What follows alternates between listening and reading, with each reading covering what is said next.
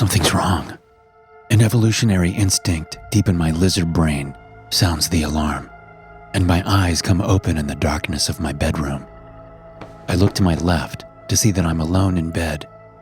Real memories push the jumble of dream memories out of the way, reminding me that Shannon is chaperoning a 2-day trip to Washington, D.C. for our daughter's 6th grade class.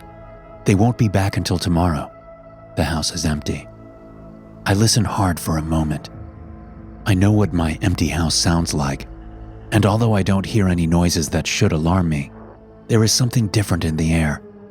It's like an interruption in the background hum of the house. Grabbing my phone off the bedside table tells me that it's just past 2:30 in the morning. The carpet is soft under my feet as I head over to the chair in the corner of the room and grab my pajama bottoms off the armrest. I put them on, and I'm reaching for the shirt when I hear the soft creak of a door hinge down the hallway. It's the door to my daughter's room opening. Forgetting about the shirt, I move over to the closet where I keep an old golf club. I'm suddenly regretting the decision Shannon and I made to not purchase a gun for home protection. Golf club in my right hand, I open my bedroom door quietly, glancing down the dark hallway. There's nothing there, but my daughter's bedroom door is open, and I definitely remember that it was closed when I went to bed. There's a bedroom turned home office on my left, the door closed. I move past it, golf club ready for action. The hallway bathroom is on my right, the door open as it should be. I glance in quickly, making sure it's empty. Next up is my daughter's bedroom on my left. I lean against the wall outside the doorway and try to calm my breathing. Pivoting, I rush into the room, a low growl coming out of my throat, arms tensed and ready to deliver a blow. But there's no one here. The room is empty. Suddenly, I know someone's behind me. I can sense their presence. Stepping forward to gain some room, I start to swing the golf club while turning around. But the club doesn't make it even halfway through its arc before it's yanked out of my grip. And then there's a gloved hand on my face, shoving me backward and slamming me against my daughter's dresser. I cry out as my back hits the knobs and edge of the dresser. The hand shoves me down to the floor, crumpling me like I'm a cardboard cutout. The guy's strength and speed are immense, and it makes me realize that I have no chance of fighting him. Not even close. He slams my head into the floor twice, and the world loses its focus. I feel his steel grip around my ankles. He lifts my legs up and pulls me out of the room, my chest, arms, and face dragging against the carpet. We get to the stairs and he tosses me down. Luckily, they're carpeted. I end up in pain, but nothing feels broken as I come to rest at the foot of the staircase. Risking a glance up at the guy, I see a man I don't recognize. His pronounced brow and craggy face make him seem like a tough guy from a bygone era. He's wearing a black hooded sweatshirt, black jeans, and black boots. He walks down the stairs, not moving fast or slow. I manage to get to my feet and stumble into the kitchen. But I smack the outside of my shin into something as I move, and a sickening pain runs up the side of my leg. I fall to the floor and look back to see what I've hit. But all I see is a scurrying shadow that slips into the living room. Convinced that the stress of the situation and the panic enveloping me are playing tricks on my mind, I scramble to my feet and head toward the kitchen door, the one that leads into the backyard. I hear the man's footsteps coming into the kitchen behind me, but I also hear a kind of wet, sloshing sound, like a bowl of cooked pasta being stirred. As I open the door, the cool night air hitting me, I hear the footsteps stop. I don't wonder why. I just lunge out the door and down the 3 steps to the dew-coated grass in the backyard.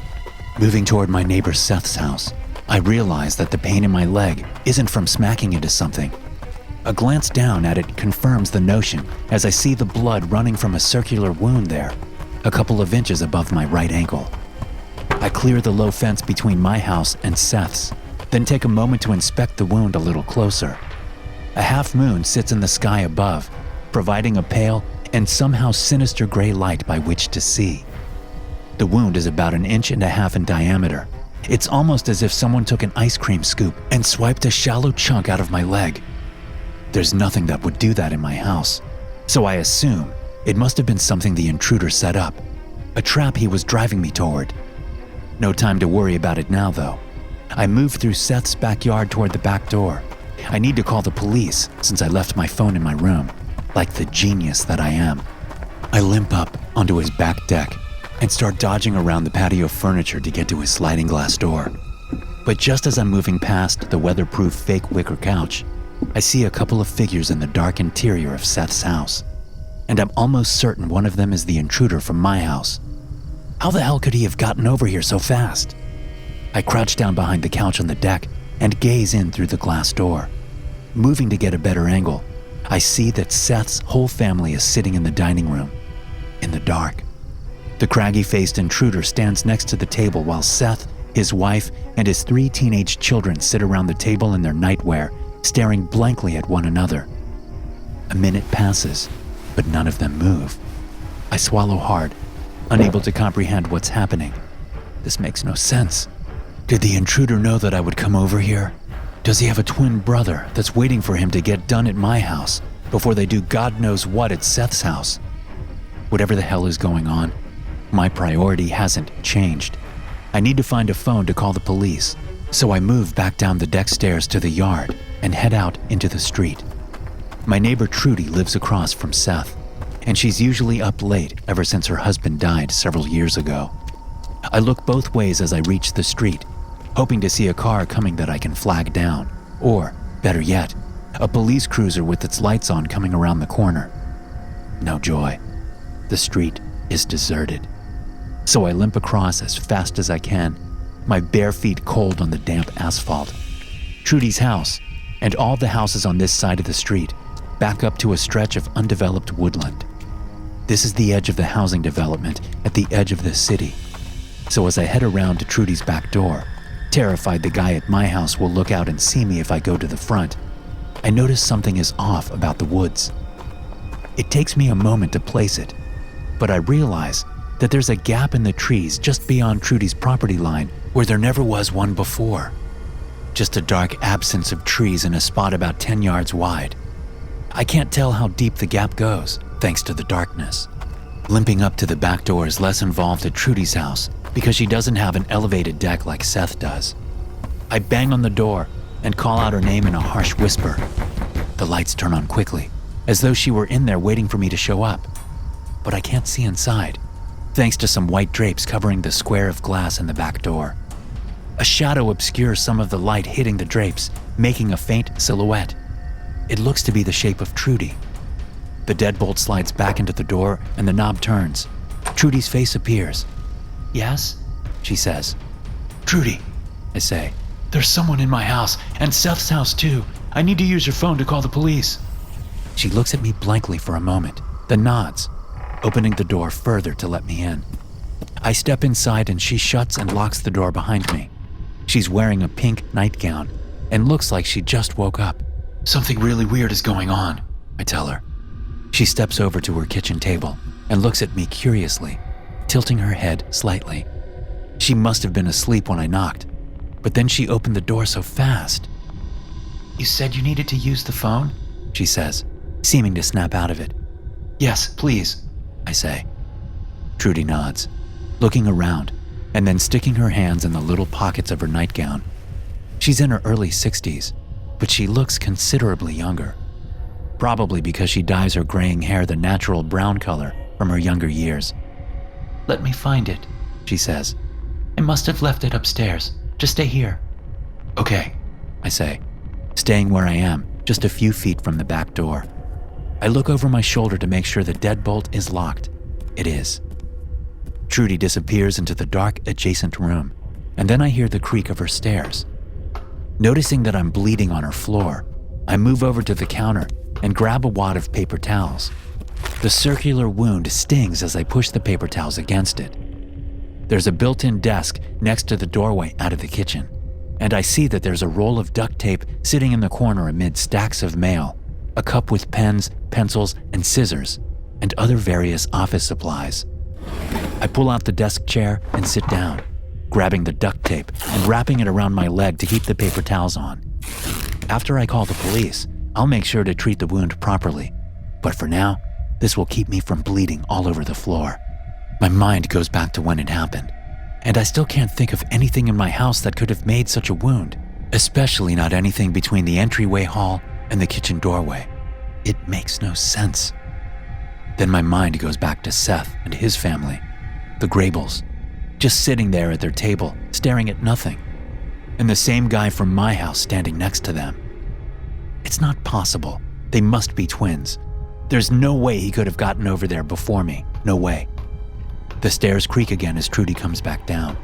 I remain seated in the desk chair, seeing no point in moving. As I wait, my heart finally starts to slow down a bit. She comes back into the kitchen, still looking like she's not quite awake, and hands me the phone. I take it and dial 911. The conversation goes on for several minutes, but after assuring the operator that I'm safe, I hang up and wait for the police and ambulance to show up. Well, I don't think I need an ambulance for the wound on my leg. There's no telling what's been going on over at Seth's house.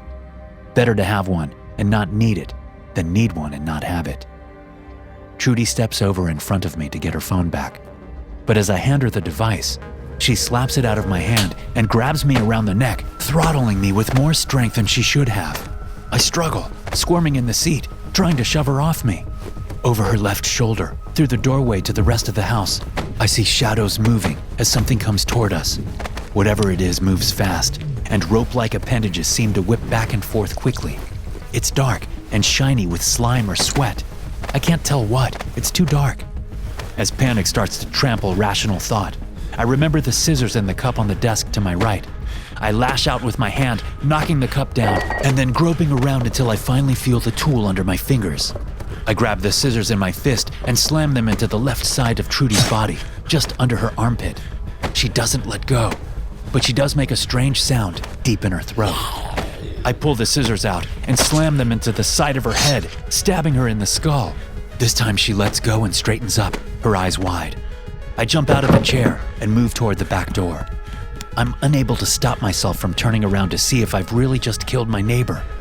Whatever was in the living room, the fast-moving shadow and shrouded thing, is nowhere to be seen now, as if it was never there to begin with.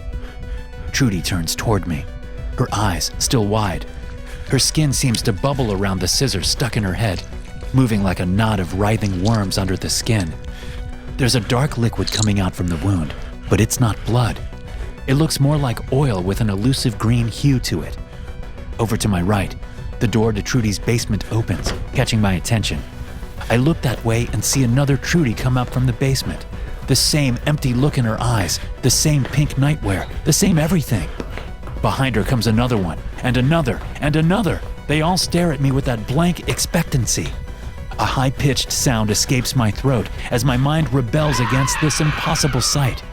Somehow, I force my body to move as the Trudys shuffle toward me around the kitchen table. The chilly early morning air hits me as I jump down into Trudy's backyard, thinking only of getting away. I run toward the woods, covering the 30 yards or so quickly despite my limp. I then duck into the relative darkness provided by the trees.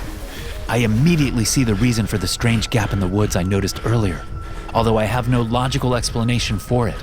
Where there were once tall and lush American elm and honey locust trees, there are now only the shriveled remains. They're still identifiable as trees, but they're all lying where they've fallen.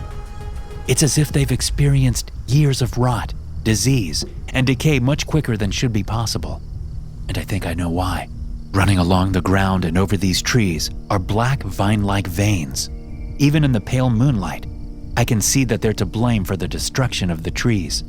The tips of the veins disappear into each dead tree, making them the only logical explanation.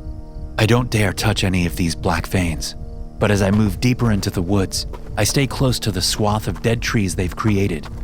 A look over my shoulder reveals that the Trudys aren't following me, at least not that I can see.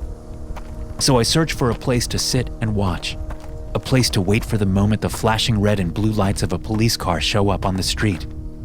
But I can't help but notice that there's a clearing ahead, in the middle of which sits some kind of dark, round structure. Another glance over my shoulder reveals no women in pink nightwear following me, no men in all black with craggy, tough guy faces, and also no flashing lights.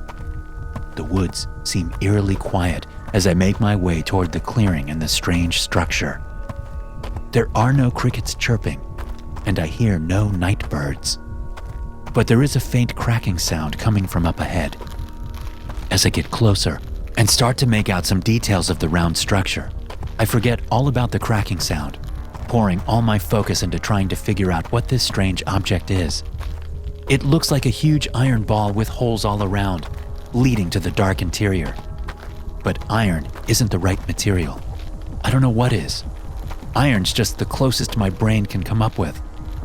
The holes are arranged over the thing in a grid-like pattern, each about a foot in diameter.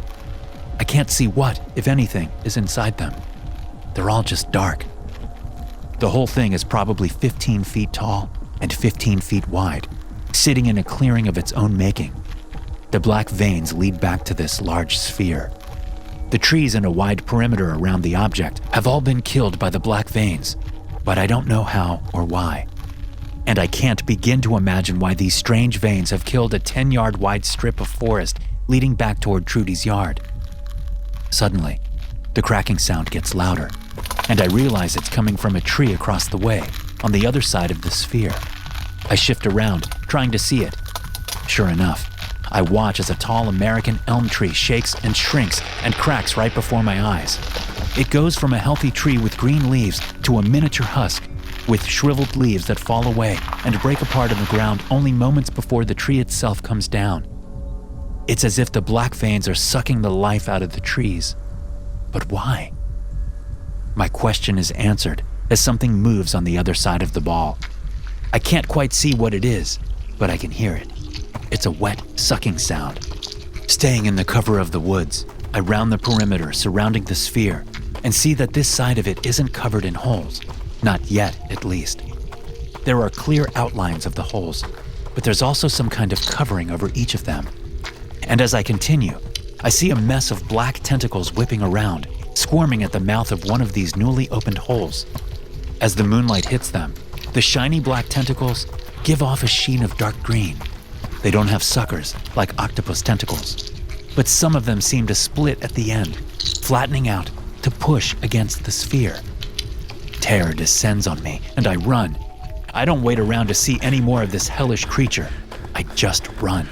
I take long, limping strides, ignoring the pain in my leg and staying well away from the slightly different route this time.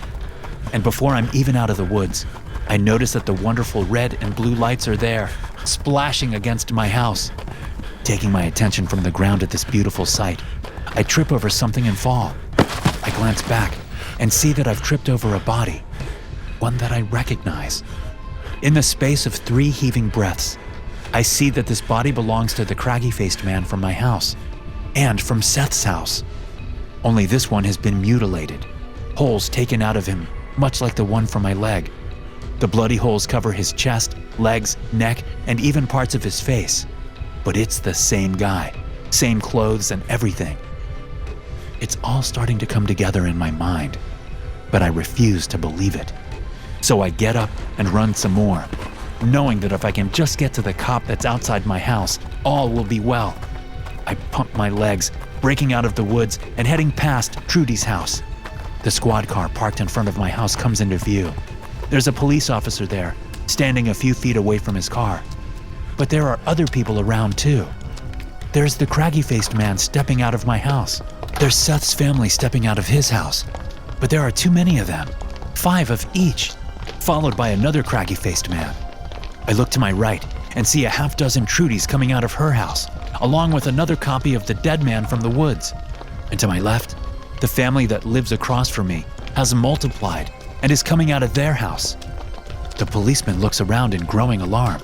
No! I scream, running toward him as all the other people close in. Run! He looks at me with wide eyes, pulling his gun out of his holster. Don't let them touch you! I shout. Beyond the policeman, stepping out of my house, is me. 1 hole taken out of me, 1 copy. Stand back! The policeman shouts at the craggy-faced man closest to him, the one that came out of my house. But it's too late. A mess of writhing black tentacles speeds past me on the road and leaps at the policeman.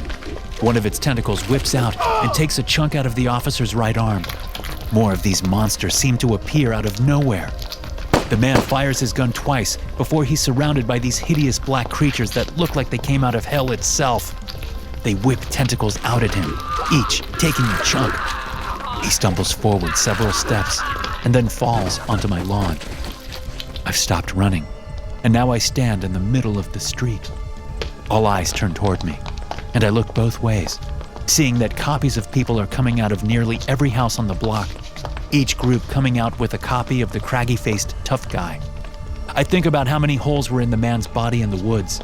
He must have been the original, robbing houses in the neighborhood when he stumbled on the sphere in the forest. They attacked him and copied him and used him to break into the houses. The sphere in the forest wasn't the only one. It can't have been. There are too many copies coming out of all the houses along my street. Too many for just that one sphere. That one ship. A troop carrier, able to suck the life out of trees and transfer it to these creatures. Maybe waking them up from a long sleep. Or maybe they just need energy to transform into us. I realize that it's an invasion, and it looks like they've already won. I back up until I hear the wet sound of whipping tentacles behind me. There's nothing left for me to do. I think of my wife and daughter as I close my eyes, and I wait for them to finish me off. Thanks for listening. If you enjoy these stories, be sure to subscribe to the podcast and check out some more of my episodes here.